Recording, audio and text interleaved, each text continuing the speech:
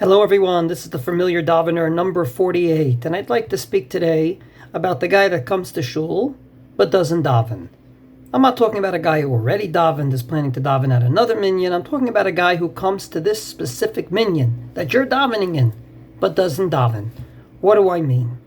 There's a gentleman that usually comes into shul pretty much on time, and he sits there and he starts reading various different books about Hasidus, and he takes his time, and eventually he puts on his talis, he puts on his tefillin, and I'm assuming he eventually davens. The problem is, he usually starts davening when we're finished davening. While he does have the value of davening in a shul, which should not be belittled, because the Shulchan Aruch does say that there is value to go to shul even if there isn't a minyan, he does not, under any opinion, have the value of davening in a minyan. And I'll explain why. The best and most important part of davening in a minyan is to daven your silent Amidah with the congregation. A little before that is to say the Birkot Kriyat Shema with the congregation, and a little after that, Ashrei Uval Etzion. He's doing nothing of the above, so he's losing himself. Number two, it could very well be that he's mechayev la'acharine, he's making others suffer because of him.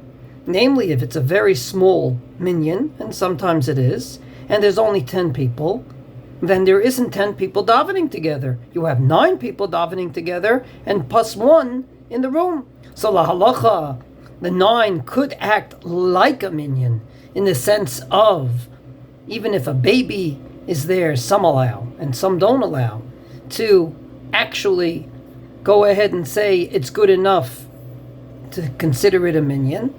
But that's only one of 2 opinions, and it's definitely not preferable. So he's making everyone lose because of him. So I didn't think it was appropriate just to tell everyone about it. I went up to him, and very quietly and very, very respectfully, we had a conversation. And he told me that in his Hasidic group, Hachana is more important than the mitzvah. On the one hand, he is quoting not only his Rebbe, but actually the Sfat Emet says the same thing. Not going into all the details, the Sfat Emet says the hachana for a mitzvah can go on and on and on. The mitzvah itself can take 1 minute if you're lighting Hanukkah candles or whatever it might be. However, if that's so important, why not get up earlier and do both? Don't come to shul exactly when the minyan starts and start your hachanot. Start your hachanot an hour before or half an hour before. And then you'll get both the benefit of hachana, of preparing, as well as the benefit of davening in a minyan.